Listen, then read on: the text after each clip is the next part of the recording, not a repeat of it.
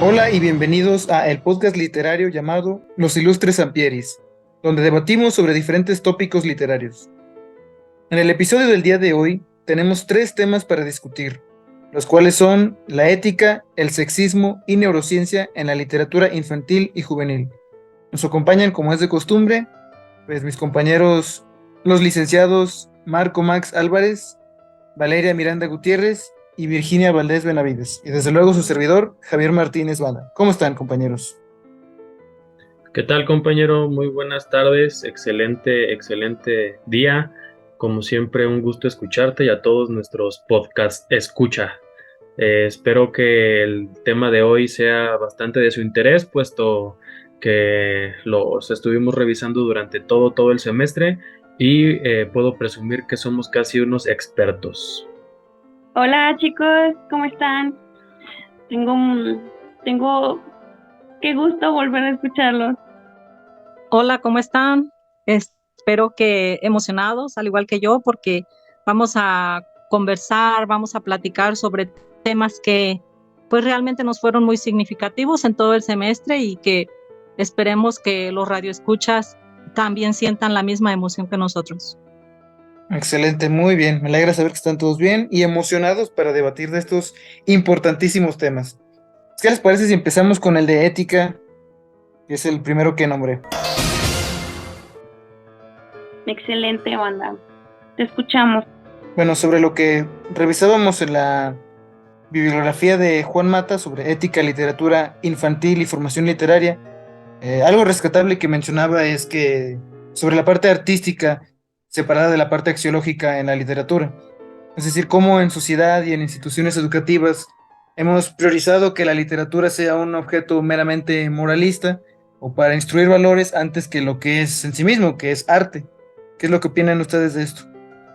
Si me permites banda, pues de hecho justamente con lo que había yo leído, pues decía que los libros pues no son instrumentos conductores y muchas veces como que se quedan con esa idea, ¿no? Que los libros tienen que tener el objetivo de transmitir valores, de que los niños, principalmente, que son quien los lee o que deberían leerlos, pues tengan ese, como que tengan por objetivo um, rescatar o formarse éticamente, cuando pues sabemos que no es así. La ética que nos importa no puede o no debe entenderse pues como un conjunto de normas, preceptos o discursos, sino como la posibilidad de responder a las interrogantes, que es el libro o la lectura. Tomando partido de lo que comenta la compañera y tal vez me voy a alejar un poquito, pero a mí me hace mucho sentido cuando hablamos de la ética, independientemente del fin que se le da, del fin que se le da a la lectura para alejarlo del arte y darle otra función. Yo considero que es necesario creer que revisemos la parte de la adaptación para la alteración de la literatura, de su obra original, para poder adaptarla y tener una intención específica a lo que queremos que funcione.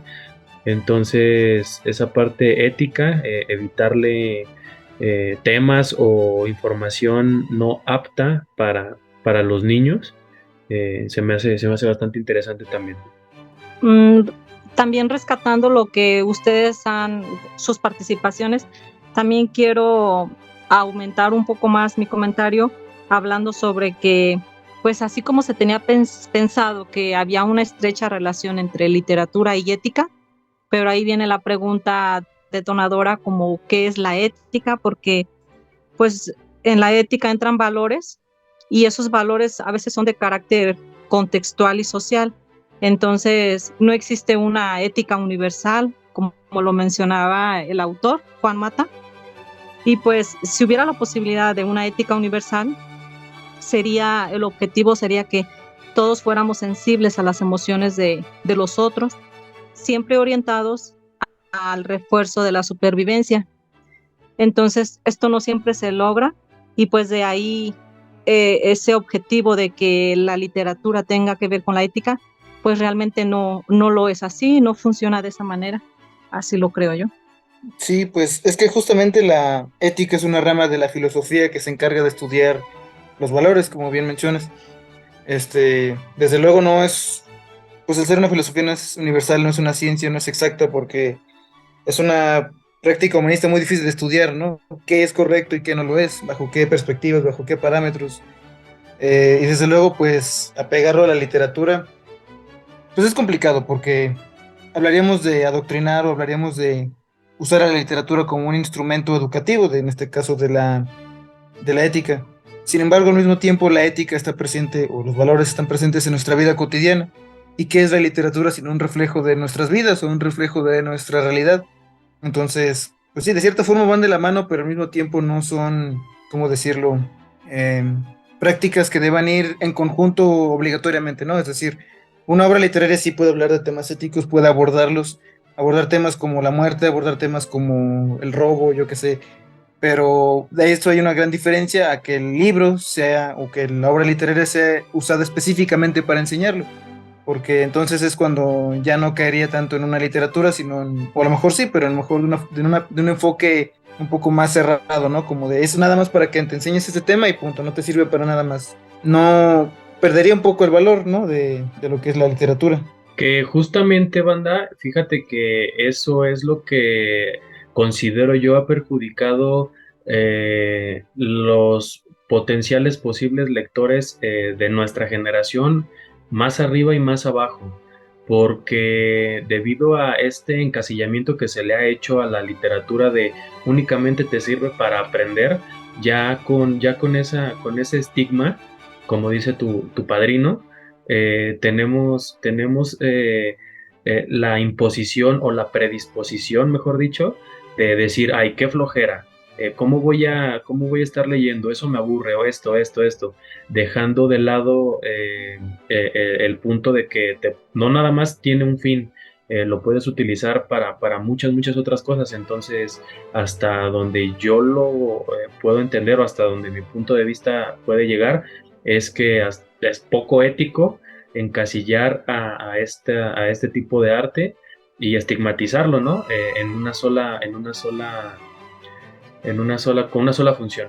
Otra, haciendo memoria también, otra participación que tengo es que casi siempre hablar de literatura infantil y juvenil hacemos referencia a fábulas, a cuentos, y son importantes, claro, pero siempre pensar en que nos van a dejar una moraleja para que los niños estén, no sé, reflexionen sobre algunas acciones, pues no es el objetivo principal también. Yo creo que últimamente se ha visto que hay mucha literatura en donde se tratan los problemas esenciales que afectan a los seres humanos, pero que estos temas están tratados de una manera muy bella, profunda, y ese es el sentido que le da la literatura infantil.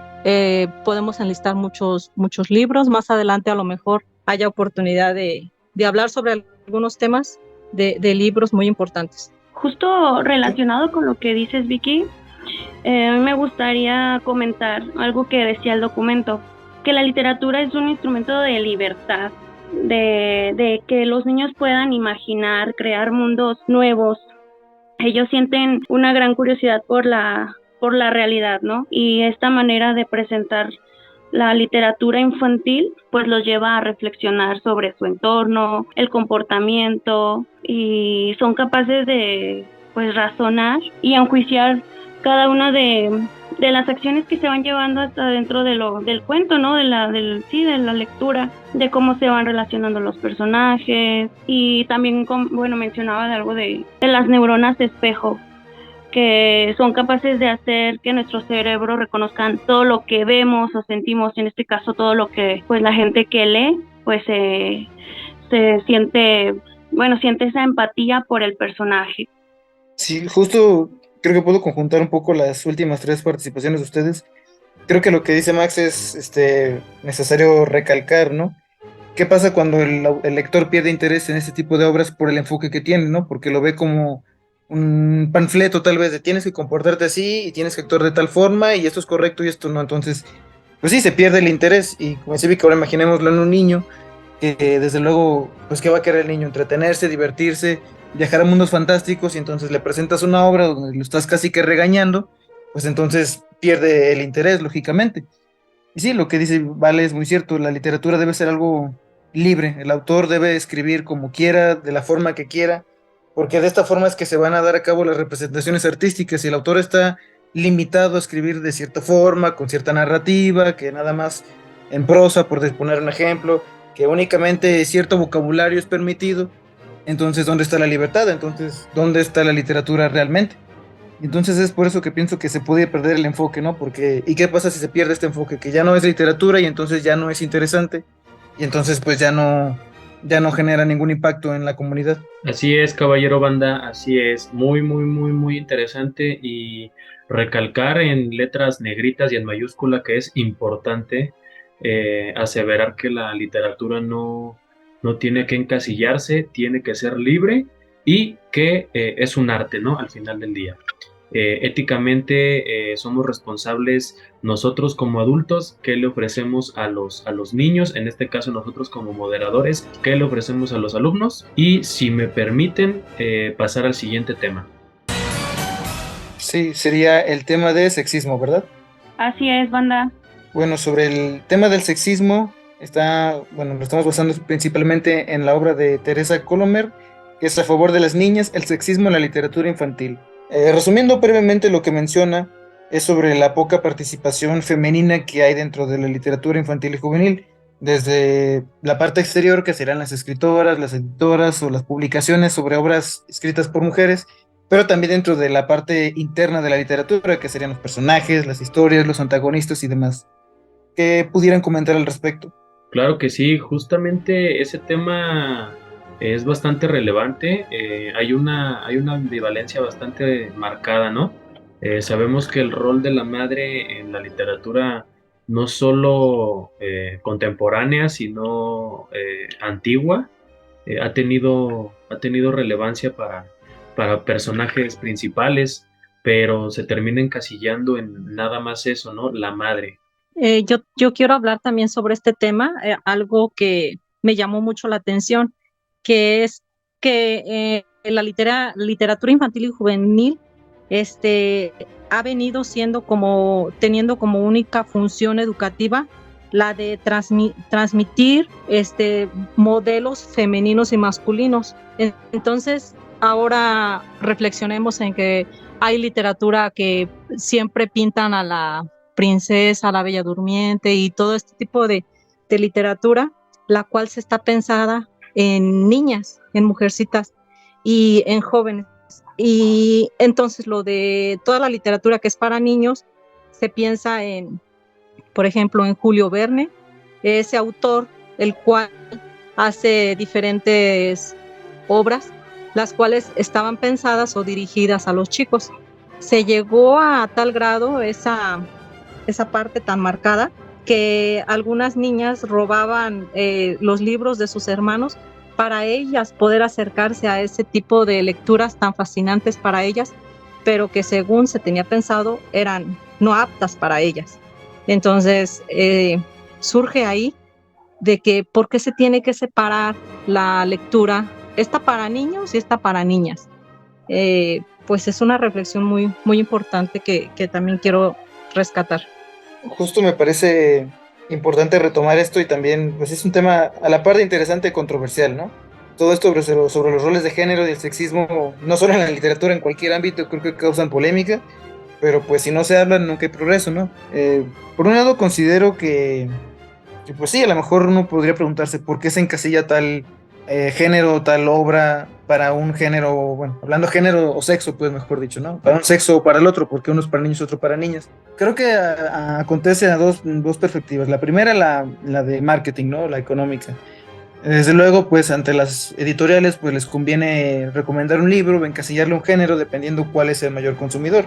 Si habláramos, por ejemplo, de superhéroes, por ejemplo, lógicamente lo van a querer encasillar más eso los hombres, o sea, los niños, porque son quienes más los consumen. Pero si habláramos de algo más de romance o de amor, lo van a querer encasillar más hacia mujeres porque es quienes van a consumirlo. ¿Qué sentido tendría que se hiciera a la inversa, no? Promocionar superhéroes para niñas si no lo van a comprar, o romance para niños si no lo van a comprar. No obstante, creo que también sobre los roles de género, y hilándolo un poco con el tema anterior de ética, pues yo no creo que tampoco sea del todo responsabilidad de los escritores o de los autores tener que impregnar modelos de hombre o de mujer nuevos o diferentes. Me refiero que, ¿por qué tendría que ser responsabilidad de un escritor poner al nuevo estereotipo de mujer o el nuevo estereotipo de hombre si no le apetece? Si estamos hablando de libertad y un hombre o una mujer, bueno, autor en general, quiere poner, encasillar a la mujer en un rol y al hombre en el otro, pues ¿cuál sería el problema siempre y cuando la historia sea buena, ¿no? No creo que tengamos también que obligar ahora a los lectores, no, ahora la mujer escríbela de esta forma y ahora el hombre escríbelo de esta otra, si no es su intención, si no le apetece, o si simple y sencillamente no está de acuerdo con esa nueva ideología, pienso yo. Si me permiten, justo lo que mencionaba Vicky, algo que tú también comentabas, banda, pues creo que más bien la sociedad se encarga de esto, ¿no? Como que de crear este tipo de estereotipos e ir formando a que los niños, de hecho lo veíamos en clase, los niños azul, las niñas rosa, y en libros, en literatura, las niñas pues las princesas, y que el príncipe azul, mientras que a los niños pues se les da así como de libros para de coches, de que quiero ser de grande, bombero. Pero aunado a esto me da gusto que la última vez que estuvimos en clase comentábamos de algunos libros que ya permitían a las niñas pues darse cuenta de que no porque pertenezcan a un género o sexo pues en especial tengan que leer lo que la sociedad les impone, que es lo que mencionaba, ¿no? Hay niñas que no necesariamente tienen que gustarle las princesas o los libros de princesas o esperar al príncipe azul, igual niños no, porque sean niños tienen que buscar literatura como monstruos o que pues que va más apegado como a lo que la sociedad, entre comillas, dice que es para ellos. Justo concuerdo perfectamente con esta parte de la sociedad. Es responsabilidad de ellos eliminar o modificar estos roles de género. Claro que la literatura puede ayudar, ¿no? Pero si habláramos de responsabilidad de a quién le toca que haya más escritoras o que haya más modelos diferentes, es de la propia sociedad, o incluso si lo quisiéramos dejar a la educación, porque también es muy difícil que tengamos que hacer como esta balanza de 50% escritores y 50% escritoras, ¿no? O 50% personajes masculinos, 50 femeninos. Pues es muy difícil y es limitante y va en contra de lo que es la literatura. Encima, pues nos perderíamos de buenas obras por eso, ¿no? Imaginemos que, como tienen que ser mitad hombres, pues estos tres escritores quedan fuera, porque tenemos que meter a fuerzas tres escritoras mujeres. Pues no, no concordaría. Y al final de cuentas es irreal. Justo ay, discúlpame, Max, es que me acordé de una frase que venía en el libro que dice, bueno, resumiendo lo que ya comentamos, el estereotipo de sus deseos y preferencias no puede dejar de influir en la producción literaria que desee mantenerlos y ganarlos como público lector. Yo creo que resume lo que habíamos comentado, no sé qué piensan. Sí, sí, sí, considero que sí. Aquí también no es malo tampoco dejar de lado lo que comentaba Banda al principio, ¿no? Retomando la parte, vamos a decirle, del marketing, ¿no? Como él lo nombró. Sabemos que pues, hay un público objetivo, ¿no? Pero también hemos visto que al momento de intentar venderle algo a alguien que supuestamente está interesado sale completamente perjudicado.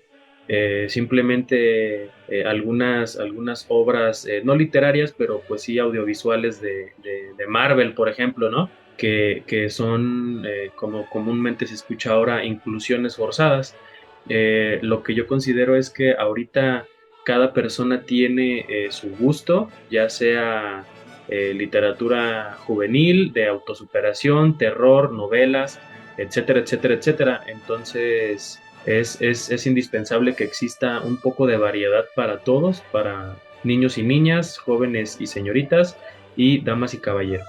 ¿Qué les parece si ya damos una conclusión a este tema? me gustaría darla yo, y sería la siguiente.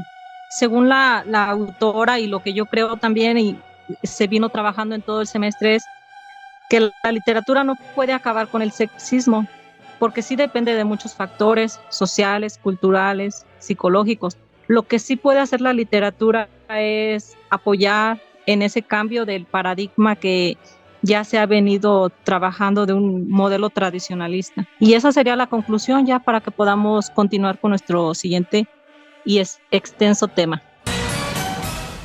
Gracias, Vicky. Sí, pues ahora pasaremos al último tema, que es el de neurociencia. Para este nos basamos también en otro artículo del ya mencionado autor Juan Mata, el cual nos hablaba de las diferentes capacidades cognitivas o diferentes alteraciones de nuestro cerebro que surgían al momento de leer literatura específicamente. ¿Que alguien quisiera comentar algo al respecto para iniciar? Sí, banda, si me lo permites, este libro nos decía que en los últimos años se han realizado pues investigaciones que arrojaban a... Creo que se fue Vale. Gracias, Vicky, adelante. Sí, voy a retomar lo que dice Vale, porque parecer tuvo problemas técnicos. Las investigaciones a las que ella se refiere de más recientes que se han hecho, continúa, Vale. Adelante, adelante, Vicky. Sí, habla de que hay unas implicaciones entre el desarrollo cognitivo y el desarrollo emocional, que son situaciones o cosas que nos pasan mientras estamos leyendo. Es decir, si yo estoy leyendo algún artículo literario, se me van a activar numerosas áreas del cerebro. Entonces eso va a modificar mis pensamientos. Entonces yo puedo estar leyendo una lectura muy triste y me puede causar algunas implicaciones, no solamente como entretenerme en esa lectura. De esa misma forma, ese sería el desarrollo cognitivo, que es un proceso cerebral que se está haciendo, pero también hay un desarrollo emocional, el cual, si yo estoy leyendo un texto muy triste, pudiera causarme el sentimiento de estar llorando. Y entonces dirían, ¿pero por qué estás llorando? Solamente es un texto. Pues sí, pero me causa esa emoción. Y entonces yo me identifico con el autor o con la protagonista de la lectura. Y son esas implicaciones a las que Vale se refería.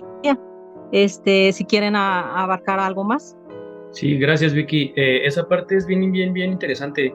Hace ratito hablábamos, o no recuerdo quién fue, la verdad, una disculpa, sobre las neuronas espejo, que prácticamente es lo que comentábamos. Es como crear una empatía, digamos, inconsciente con respecto a lo que se está leyendo. Es bastante, bastante interesante. A mí me gustaría también recordar y retomar la parte del sentimiento que se lleva o con el que llegas a leer una obra. No es lo mismo leer una obra estando feliz, que estando triste, que estando enojado. Podemos darle una interpretación completamente opuesta o diferente a lo que es originalmente debido a nuestro estado de ánimo. Yo veo aquí mucha participación de los compañeros, entonces adelante, chicos. Sí, quería retomar lo que menciona en la lectura y que me permitía investigar un poquito más. Es sobre cómo la lectura de literatura específicamente eh, fomenta la parte de lo que se maneja en la psicología como la teoría de la mente. En palabras simples, la teoría de la mente se refiere a la capacidad de las personas de entender por medio de estados mentales lo que piensan, sienten o van a hacer otras personas. Esto hablando con personas reales, ¿no? O sea, se supone que todos en algún momento llegamos a desarrollar esto. Que yo puedo inferir, por ejemplo, cómo reaccionaría Max, cómo se sentiría Vicky, a qué esperaría Vale o qué pensaría yo. Bueno, yo no, porque yo soy yo mismo, pero otra persona. Entonces, se menciona que la lectura de la literatura justo ayuda a desarrollar estas habilidades. Por medio de cuando leemos un personaje, podemos inferir cómo piensa, cómo va a actuar, qué es lo que va a hacer a continuación, cómo reaccionaría ante cierta circunstancia, y que desde luego, si somos capaces de hacerlo con personajes ficticios, esto eventualmente nos ayudaría a hacerlo en la vida real. Se menciona que si bien estas habilidades, como digo, se desarrollan de forma normal, es la literatura la que lo fomenta. Se hizo un experimento con personas que estaban expuestas a tres tipos de textos. La primera eran textos pues nada que ver con literatura, la segunda eran textos literarios, pero aquí había una distinción entre lo que se conoce como, bueno, espero traducirlo de forma correcta, ficción general, bueno, perdón, ficción de género y ficción literaria. Parecen muy similares porque ambos son referentes a la literatura, pero la ficción de género se refiere a obras literarias que están como muy centradas en un género en particular. Obras que son estrictamente de romance, obras que son estrictamente de ciencia ficción, obras que son estrictamente de terror, etcétera. Mientras que la ficción literaria hace referencia a obras literarias que son de muchas cosas, ¿no? Que engloban diferentes géneros, que no se encasillan en uno. Y mencionaba que es justo este último tipo de ficción, entre la que encontramos obras como la del Gran Gatsby de Scott Fitzgerald, o por ejemplo, Cuento de Dios Ciudadanos de Charles Dickens, o yo quisiera agregar de mi parte Rayuela de Julio Cortázar, este tipo de obras que, como digo, que no se encasillan en un género, sino que tienen una mezcolanza de ideas, son las que más te ayudarían al desarrollar lo que se conoce como teoría de la mente, quedando en segundo lugar las obras literarias que se encasillan en un solo género, como podría ser Amor en los tiempos de cólera de Gabriel García Márquez, o Frankenstein o Drácula. Y es interesante porque, bueno, hay un debate al que no me quiero meter entre qué tipo de obra es mejor, si la de que es de un solo género, lo que envuelva a varios, pero sí que es relevante mencionar cómo de la parte psicológica nuestro cerebro se desarrolla más con base a la literatura, porque aunque sean simulacros, por decirlo así, de la vida real, de todos modos nos ayudan. Y es necesario porque uno pensaría que el tipo de habilidades cognitivas que se desarrollan con la con la lectura, perdón, servirían con cualquier tipo de libros, ¿no? Ya sea que sea un texto científico o académico o revistas, que cualquiera funcionaría para desarrollar estas habilidades cognitivas de las que hablamos, pero no. Aquí se especifica que este tipo de habilidades se potencian con la literatura específicamente. Otro tipo de lecturas no darían el mismo resultado. Ok, hay una disculpa chicos porque se me fue el internet, ya saben esto, pero en realidad a lo que comentaba anteriormente, ojalá que se hayan escuchado un poquito y si no, bueno, ya estuve escuchando la participación de ustedes, de Vicky, de Max, de Banda y es en realidad, ahora sí que de lo que se trata pues sí, este libro que nos presentó la maestra Yunuen, gracias. Y también me gustaría rescatar que no solo se apropian estas emociones o se alteran las emociones o se activan mientras el lector hace pues la lectura, valga la redundancia, sino cuando lo termina. Y es aquí donde me gustaría contarles una experiencia con una persona que conozco, me recomienda un libro, o sea, referente a lo que les mencionaba, me recomienda un libro, un pequeño libro, lo leo y cada que lo leía, como que curiosamente, pues conozco a esta persona y me doy cuenta de que sí, efectivamente, toma esta postura muy similar a la que los personajes de ese libro la tomaban. Y me entra la duda, no sé qué piensen, quiero saber qué piensan ustedes. Si una persona lee libros de psicópatas, ¿creen que llegue a tomar postura de psicópata? Bueno, yo quisiera responder, no, yo creo que no, porque, bueno, hablando de cuestiones de patologías mentales, pues lógicamente no se van a desarrollar por una lectura. Lo mismo con el arte, ¿no? De esta forma podemos estar en contra de lo que dice, por ejemplo, nuestro queridísimo presidente Andrés Manuel López Obrador, que si juegas videojuegos violentos te haces violento. No. De la misma forma, si lees libros sobre violencia, no te vas a hacer violento. Si lees libros sobre asesinatos, no te vas a hacer un asesino. Porque intervienen otros factores externos que nada que ver. No significa que alguien que ya tenga predispuesto a ser un asesino, al leer sobre una historia de un asesinato, se inspire, pero pues de ser ese el caso, pues no sé, todos los que leyeran sobre, déjenme recordar el nombre de este personaje, tiene una serie de Dexter, por ejemplo, está la obra literaria de Dexter, que es un asesino, pues todos los que viéramos la serie o leyéramos el libro ya seríamos asesinos. Entonces yo no creo que sea una afirmación contundente, más bien es pues una creencia infundada. Ok, muchas gracias. Otra parte importante de la lectura que también me llama la atención a mí en cuestión del desarrollo cognitivo es que la lectura nos ayuda principalmente la literatura infantil y juvenil, a los niños les ayuda para que puedan relacionar lo que ven con lo que están leyendo y pues de esa manera puedan identificar las palabras, letras, dibujos y hacer los sonidos con la lengua. Entonces, como que es todo un juego donde intervienen muchos factores. El alumno que lee, pues sí, va a tener mayor rendimiento, puede mejorar mucho su forma de hablar, de expresarse. Y estas investigaciones, pues sí, podríamos abarcar mucho, como mencionaba, pero dado que los temas son muy extensos, hago la conclusión en que las implicaciones que tiene la neurociencia en la lectura y la lectura infantil y juvenil abarca en dos tipos de desarrollo, que es el cognitivo y el desarrollo emocional, y en los cuales entran diferentes situaciones o cosas que nos pueden pasar al estar leyendo. Sería todo de mi parte. Gracias, Vicky. Quisiera agregar algo rápidamente, justo complementando lo que comentas.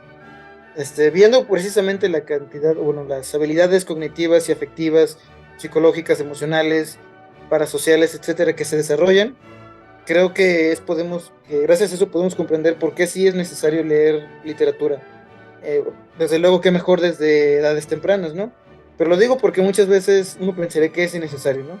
A lo mejor incluso gente que está o que estudia fuera del área de las humanidades consideraría que es hasta absurdo o que con simplemente leer textos académicos uno ya se va a volver una mejor persona o que es la única forma de nutrirse por medio de la lectura. Pero gracias a lo que hemos leído y lo que estuvimos platicando podemos darnos cuenta de que no, que sí, que la literatura sí aporta más allá del entretenimiento o más allá de una función estética. No solo podemos llevarnos aprendizajes axiológicos, como vimos al inicio de este podcast, sino que también nuestro cerebro desarrolla ciertas habilidades que no desarrollaría o que tardaría más en desarrollar de no ser por la literatura y porque es necesario hacer uso de ella, ¿no? Como digo, hay muchas funciones, pero ahora vemos que hay más allá de las que creeríamos que tendría originalmente. Excelente, banda, muchísimas gracias. Considero que este tema puede seguir y darnos para horas y horas y horas, pero ya es hora de despedirnos. Entonces, agradezco, compañeros, les agradezco mucho su colaboración, aportación. Adelante, chicos. Pues no resta más que despedirnos. Muchas gracias por haber estado escuchándonos a lo largo de este podcast. Incitarlos desde luego a la lectura, ya hemos visto por qué nos puede beneficiar y a que nos sintonicen próximamente. Así es, muchísimas gracias por escucharnos y pues les dejamos abajo del link de este podcast, de este lindo podcast, los 3 libros de los que platicamos el día de hoy, para que tengan la oportunidad de darles una leída y pues que nos digan si concuerdan con lo que decimos o en qué nos podrían decir. Muchas gracias por su tiempo, chicos, Max, Vale, banda, y también a la audiencia, que espero que esta charla, esta conversación, pues sea de gran utilidad para que lo puedan a abarcar o investigar más sobre estos temas, porque realmente, como dijimos, son muy extensos para que en un corto tiempo podamos clarificar bien las dudas. Gracias, chicos. Hasta luego. Gracias de nuevo a todos. Esperemos que tengan un excelente resto del día. Normalistas juntos como hermanos. Saludos a todos, gracias y hasta la próxima.